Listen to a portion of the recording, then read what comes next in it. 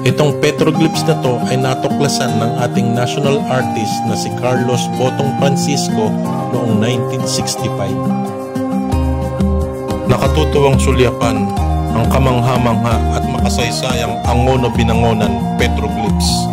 Dito yan sa Art Capital of the Philippines, Angono, Rizal.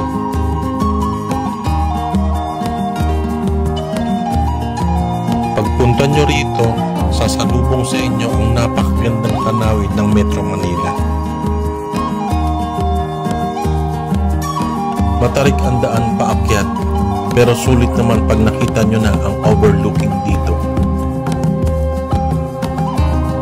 After nyo bumiyahe ng malayo, pwede muna kayo magpahinga o magkape dito sa East Bay Garden Cafe bago tumungo sa petroglyph site.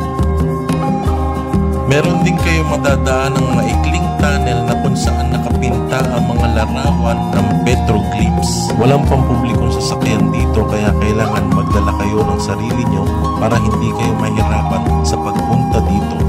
Wala pong entrance fee ang pagpasok dito, libre lang, pero kailangan sundin ang mga paalala nila. Ang petroglyphs na ito ay binuksan sa publiko noong 1989. Ito ang Angono Petroglyphs Tunnel patungo sa petroglyph site. First time kong pumasok sa ganitong tunnel, magkahalong saya at mangha ang aking naramdaman. Malamig at mahangin dito sa tunnel, siguradong may enjoy nyo ang paglalakad dito. Habang naglalakad ako, naisip ko kung paano nabuo ang tunnel na ito. Naisip ko kung ilang tao na ba ang dumaan dito para sulyapan ang ganda ng petroglyphs. Halina't samahan nyo akong i-explore ang ganda ng tunnel na to.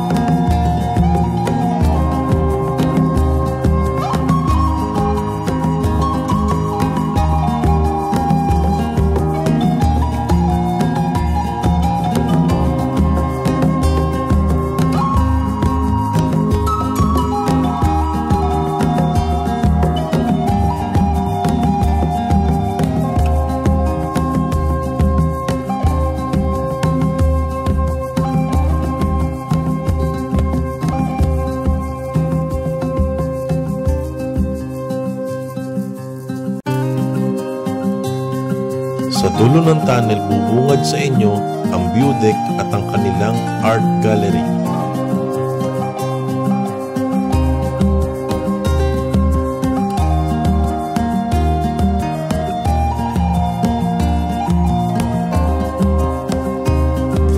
Halina't basahin natin ang history at discovery ng Angono-Binangonan petroglyphs.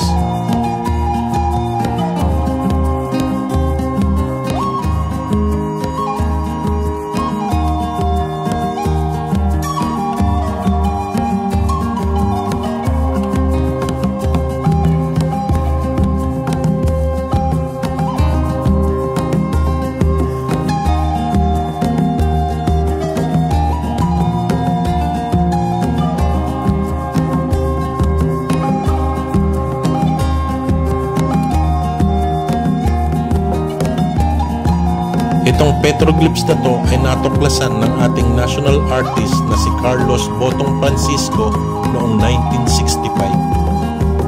Noong 1973, pagkalipas ng 8 taon, under Presidential Decree No. 260, ang petroglyphs na ito ay na-declare as National Cultural Treasure ng bansa natin. At noong 2023, nagdiwang na ito ng 50th anniversary as National Cultural Treasure. Ang Angono-Binangonan petroglyphs ay kilala bilang pinakalumang gawa ng sining ng Pilipinas. Ang petroglyph site na ito ay naitala sa 100 endangered site, kaya naman pinondohan para maprotektahan. Ang petroglyphs ay nagmula sa salitang Greek word na ang ibig sabihin ay petro ay rock o bato at ang glyphs ay curving o pag-ukit. Ang angon o binangon ng petroglyphs ay binubuo ng 127 imahe na ginawa noong 2000 BC or 12,000 years ago.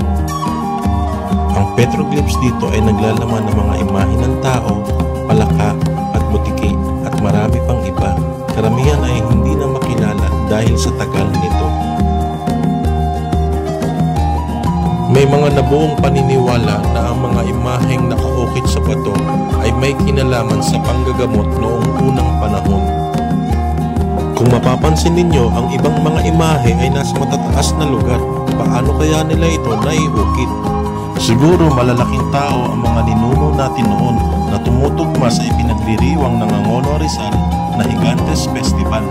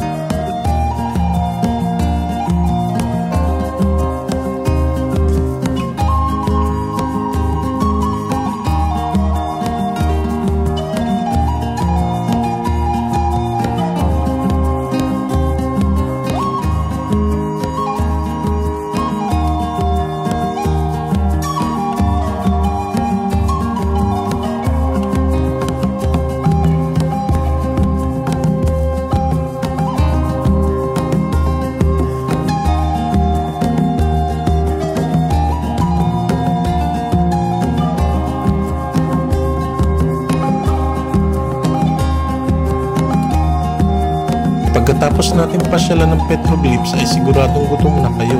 Kaya may i-recommend ko na pumasyal dito sa Balabalaw Restaurant Art Gallery. Malapit lang yan dito. Dinadayo din dito ang kanilang exotic food tulad ng cricket, bamboo worm at palaka at marami pang iba.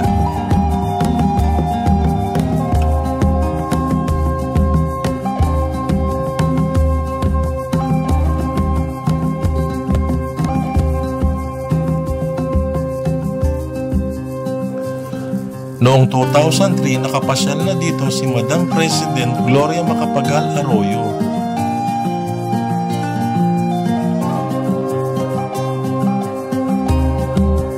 Hindi mapagkakailang art capital ang Angono Rizal, kaya naman meron din sila ditong art gallery.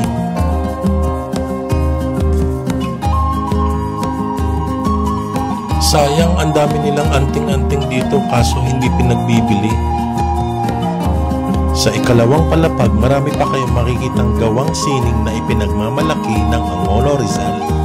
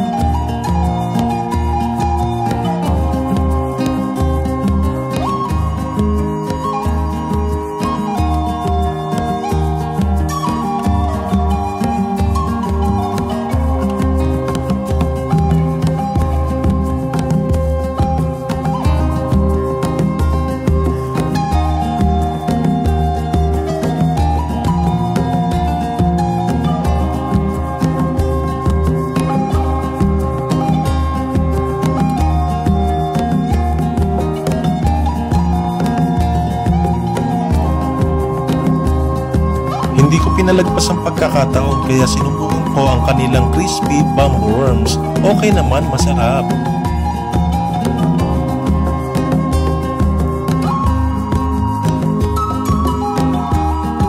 Meron din sila dito mga pasalubong, mga higantes, dahil dito pinagdiriwang ang Higantes Festival.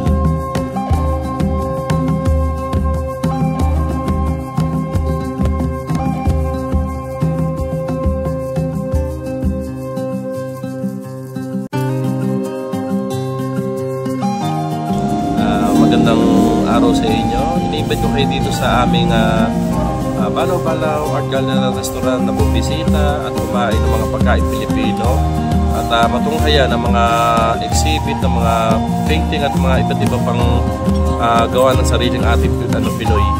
Matatagpuan dito sa Angono Rizal Highway. Maraming salamat po, Advantes. Ano po yung mga exotic food niyo po dito? Sa mga exotic food po namin, isa palaka, rabbit, meron tayong bamboo worm, may crickets, may hunting din. Sa mga salad po, meron tayong bougainvillea salad. Meron tayong mga insaladang kalbos, nakamote, bako. Sa mga pangunahin naman natin dito sa Angono is yung mga pagkain Angono, kagaya ng itik, balaw-balaw, kuhol, at kanduli sa miso. Ano po yung bestseller niyo po dito? Bestseller po namin dito mga isda, pangunahin na puro kanduli. At yung tatak na Angono, yung itik, yan po yung pangunahin sa kayo ating burong tipon o yung tinatawag na balaw-balaw. Matanong ko na rin po, kailan po ba nag-umpisa yung balaw-balaw po? Nag-umpisa po ito since 1983. Ito yung nagsimula lamang doon sa pangalan ng balaw-balaw doon sa mga nagtitinda ng mga matatanda noong araw. Umaga-umaga makakarinig ka dyan, sisigawan, balaw-balaw, balaw-balaw. Doon hinango yung pangalan ng restaurant sapagkat yun ang tatak ng Angono noong araw. At pinakasikat noong araw na nilalako ng matatanda noong araw. Maraming salamat po kayo, Romel. Maraming salamat din sa inyong pagbisita at sana balik ulit po kayo. Okay po, thank you po.